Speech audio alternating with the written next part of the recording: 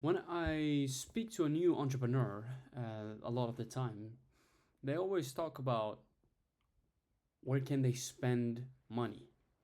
Where can I spend my money? Every time they're going to start a business, they think about I need to get an accountant. I need to get my website up. I need to get my logo up. I need to spend my money. I need to invest in this. I need to spend this. I need to get a bank account. I need to get a company name. I need to get this. I need to buy this. I need to buy this. I need to buy this stock. I need to buy the logo. I need to buy the trademark. They always think about spending money, right? Without actually getting money in, right?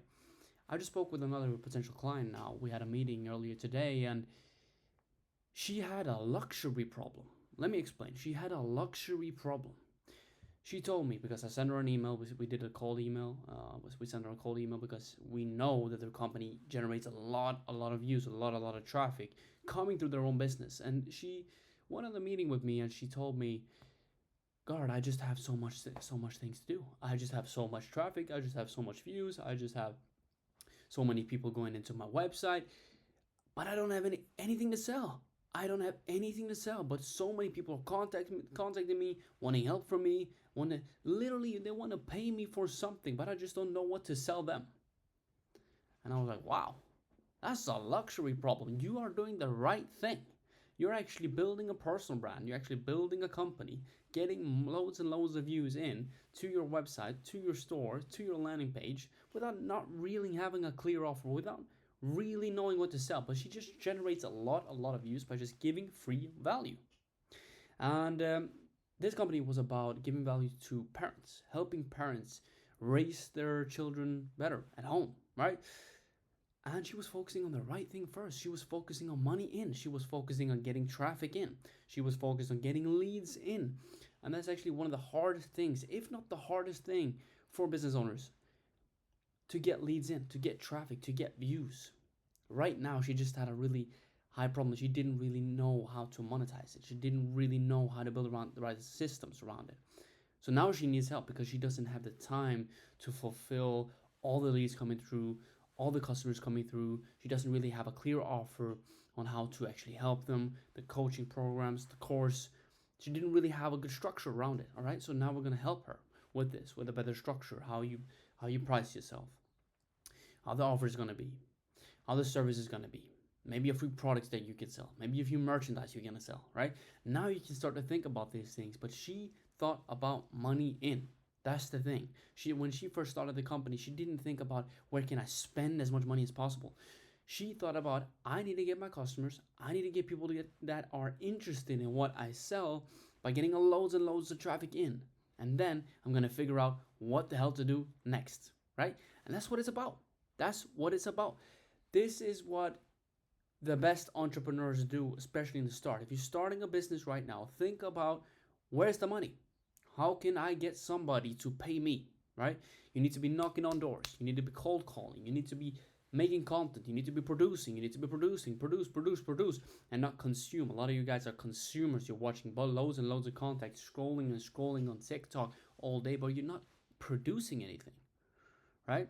You need to be able to produce. You need to be able to create systems that has loads and loads of input, loads and loads of sales, people doing calls for you, people doing sales for you, doing loads of marketing, getting loads of views and loads of traffic, and loads of people coming to you.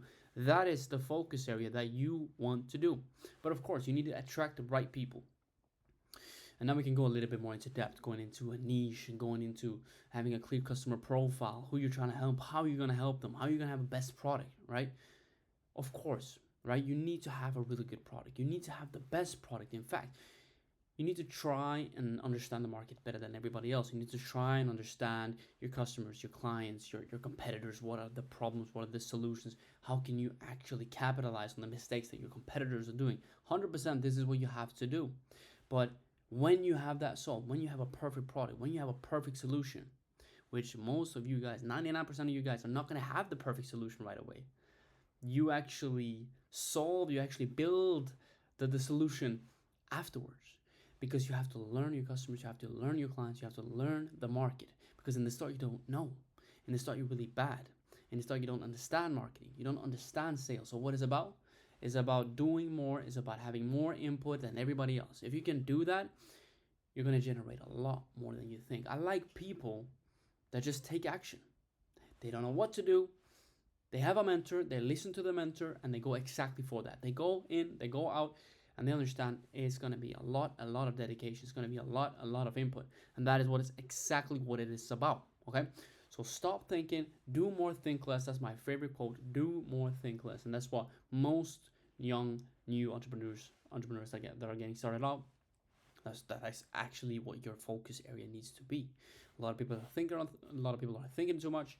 They're going over everything. They're not really going for it. They're thinking about the product. They're thinking about spend.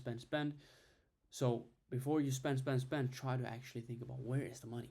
How can I be able to go and attract the customers, the clients? Is it by creating more content? Should I be on TikTok? Should I be on Snapchat? Should I be on Instagram? Should I be on every platform? What is going to give me a greater chance of getting more clients, more customers coming to me? What do I need to do? Do I need to knock on doors? Do I need to cold call? Do I need to send them a DM? Do I need to get referral partners? Do I need to create content? What is it, right? This is what you need to be focusing on, right? And once you have that, once you have leads coming through the door, once you have clients coming to you because of the value that you bring, then you have a luxury problem. Now you need to create systems. Now you need help. Now you need people around you to help you around you.